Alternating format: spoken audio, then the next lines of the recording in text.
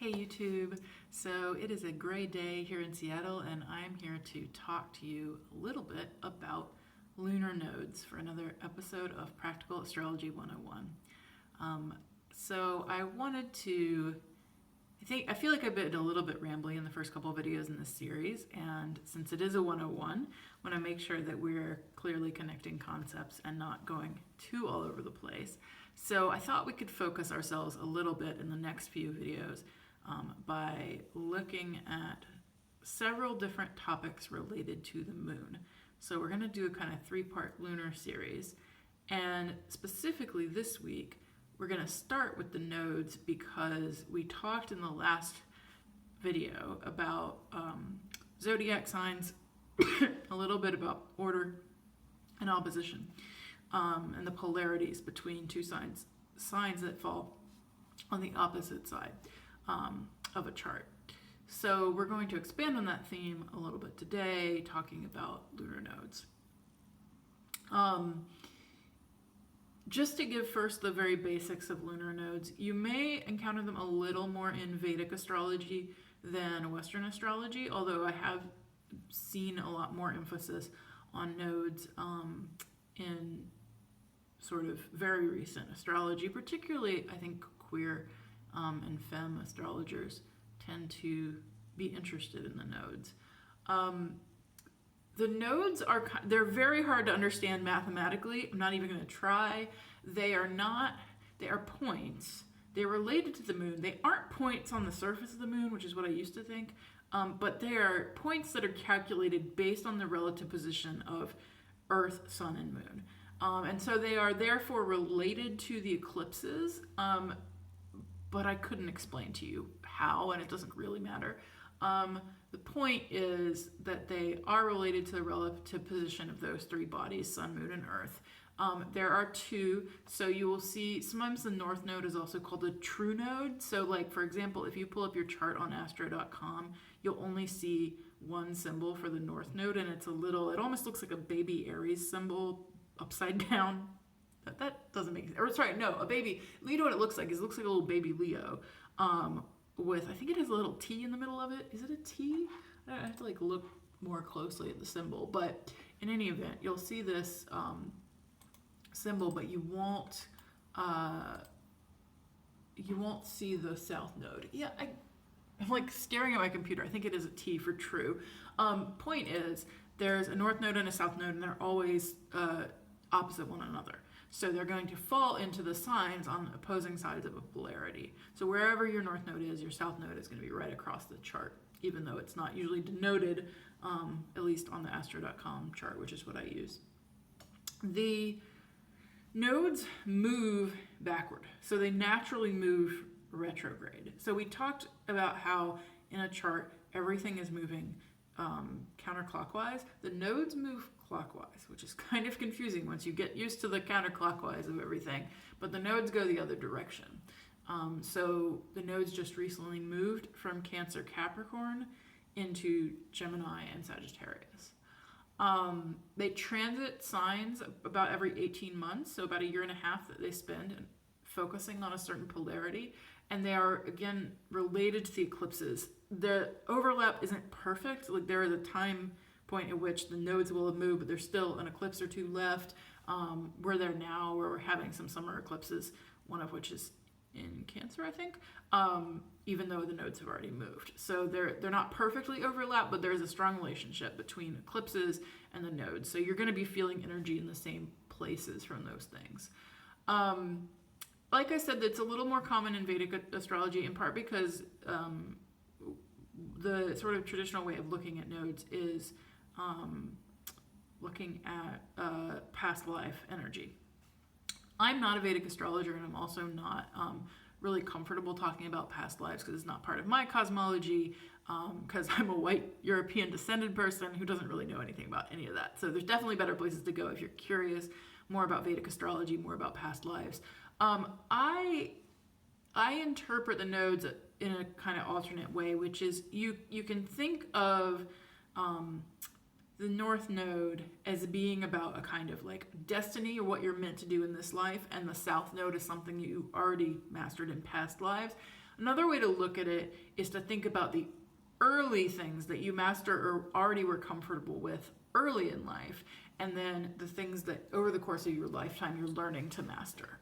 Shout out to Leo Rising. I was trying to think of her, the name she uses. Jenna over at Leo Rising Tarot, because she pointed out to me that I could think of it this way, or that you could think of, I think it's like did she say, I think the first 30 years, second 30 years, something like that. But basically kind of halves of your life is one way to think about it. So if you look at your own birth chart, you can find the location of your, the little T symbol, the true node or north node.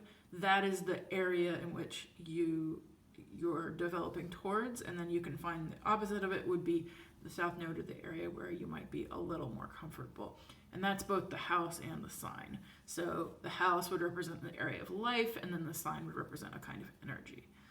So just to use myself as an example, as I often do, my north node is about midway in Taurus, and that means that if I look across the chart, my south node is in Scorpio.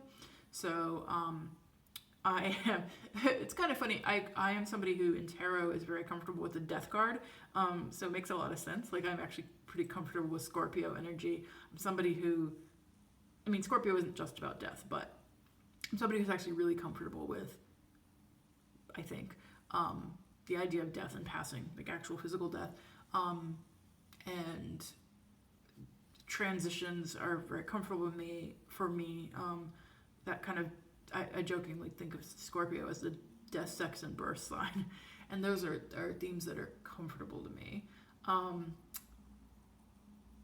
Whereas Taurus, interestingly enough, I mean, there's a lot of ways you can think about Taurus, but it being a kind of stable, fixed, potentially comfortable energy, I am not very comfortable with comfort. So it does make sense to me that my north node would be in Taurus. I have a lot of stuff around money and security and comfort, and like learning to be okay with that is definitely like part of the trajectory of my life. So you can take a look and see if that resonates, where things fall in your chart. My houses are 5 and 11, so the 11 makes a lot of sense. Community, friends, social stuff is not naturally comfortable to me. The 5 being comfortable is a little weird if I think about, like, creativity is one thing that I don't feel super comfortable with, and then kids also fall under that. On the other hand, if I think of it in terms of like inner child, playfulness, that kind of energy, if I think about hobbies more generally than like creative pursuits, then I'm more comfortable saying I'm comfortable. So that's just my example. Take a look at your chart to see where they fall in yours. And then, of course, the nodes transit. So they have been in Cancer on the Cancer-Capricorn axis. Cancer-Capricorn, all about, I mean, a lot of people, I think, simplify it down. I'm not even gonna say, that's not really, yeah. We're not going to say how a lot of people, we're just going to say what I think. So, Cancer deals a lot with themes of like home, security.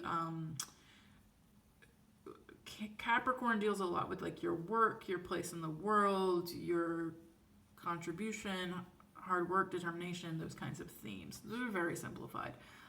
But the nodes having been in Cancer and Capricorn, as they transit a particular sign or particular house, similar to how they work in the birth chart on a smaller scale, for those 18 months, you're looking at growth and development wherever the north node is, and you're looking for kind of release, things that you're letting go of and releasing wherever the south node is.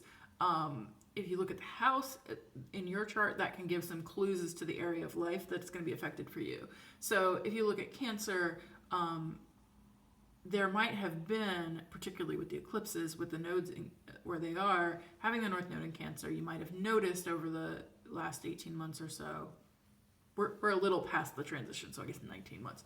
But you might have noticed some emphasis around growth and what security means to you, what safety means to you, what home means to you as a theme. you might have also noticed some releasing around what you feel like you have to do. If things feel effortful, release around where you're doing hard work, but it's not actually advancing you, or it doesn't feel aligned. Might have been an opportunity to release a little bit in that area.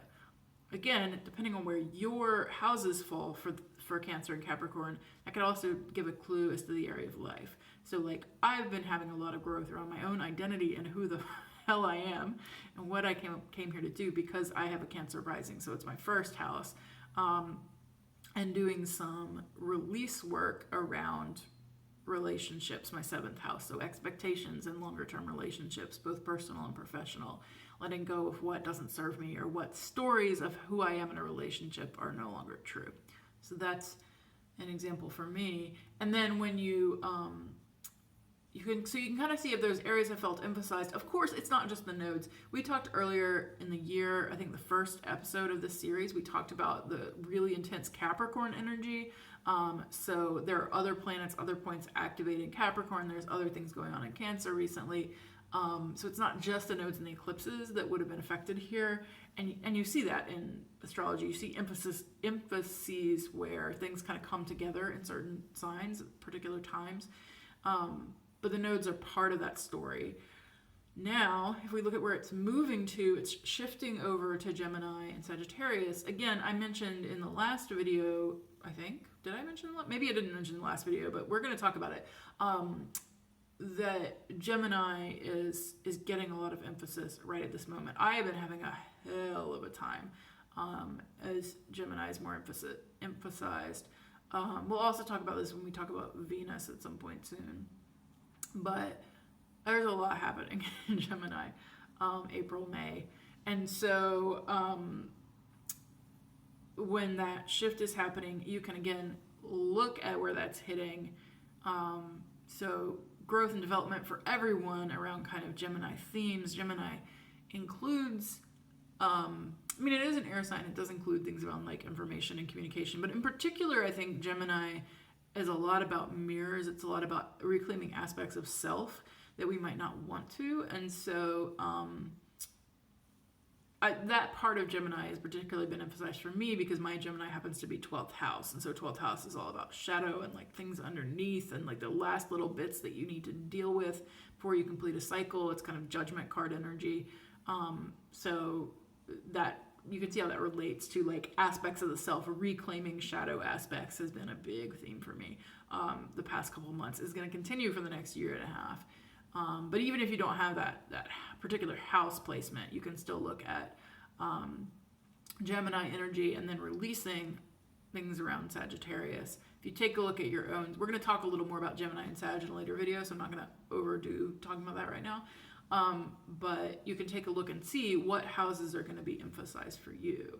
So for me, it's 12 and 6. For you, it might be something else. The last thing I do want to just hit on a couple of kind of special topics or larger things with the nodes. One is your nodal returns. So at some point, the node is going to pass over, the north node is going to pass over where your north node is in the birth chart. So that north node conjunct your natal north node. And when that happens, you can have a kind of feeling of completion, a feeling of wrapping a cycle.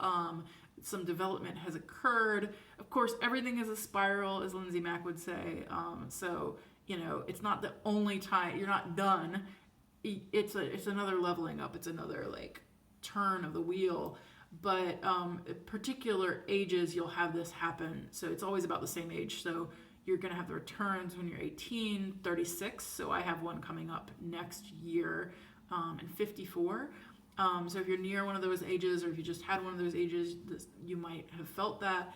And then when the north node is conjunct your natal south node, so when it's literally the opposite your natal north node, that might be in a particularly intense period of growth or transition for you. So halfway to the completion. So that will happen at ages 27, 45, and 63. So if you're around one of those, you might feel more upheaval or turbulence because you're growing and you're developing a lot in that moment. These are big moments in astrology that can be kind of fun to look at. Similar to like if you've heard of Saturn returns, that's another one that people like to take a look at. But nodal returns are also interesting because they hit a few times in your lifetime, and thus you can look at those big cycles of multiple years, because if it takes a year and a half to get through one sign, then you can do the math, and it takes 18 years. I had to do the math. 18 years to get around the wheel, all the way around. So I like to look at those big themes in my life at particular points that are interesting in the big picture, but then I also, because I don't need it to be too distant, like to look at more current things, at those year and a half periods of just moving through a particular sign and house. You can also look at the more micro level. Well, not necessarily, because it takes that long to go all the way around, but besides looking at the returns to the actual node, you can also look at where one of the nodes passes over a particular point or planet in your chart, and there might be a specific emphasis on the energy of that planet related to the node. You can look that up, like North Node conjunct natal Venus. If you just type that in, North Node conjunct natal Mars, that's when it passes over that point, and you can see what that means for you. And finally, I just want to give a special shout out and love to my folks who have a chart that is ruled by the moon. We haven't talked about chart rulers, but if there's a lot of moon energy in your chart, if you have Cancer in your chart, if you I'm trying to think of other things that would make you very moony, but if you're a lunar person, you might know. I wanted to give a special shout out to my fellow moon-ruled people. I'm a double Cancer. I'm very moon-ruled, and the nodes are tough for me. Like I said, like recently when the node shifted, I was like, what is going on? And I looked it up. I was like, okay, I felt something energetically shift in me, all the energy moving into that 12th house space, and like having to uncover and dig deep and go underneath has been for me. Similarly, if you are somebody who really notices eclipses, and like eclipse season, you feel kind of about everything, you might also be really affected when the node like moves to a new sign, or when the node passes over a personal point, or by your nodal return. So all of these are just things to be aware of and be on the lookout for if you're interested. So leave me a comment if you have any questions or observations about the nodes that you want to share. And don't forget to subscribe, because we are going to be covering the moon in a 3-part series, and the Practical Astrology 101 series will go on indefinitely. So I'd also love to see in the comments what you would like to learn about next.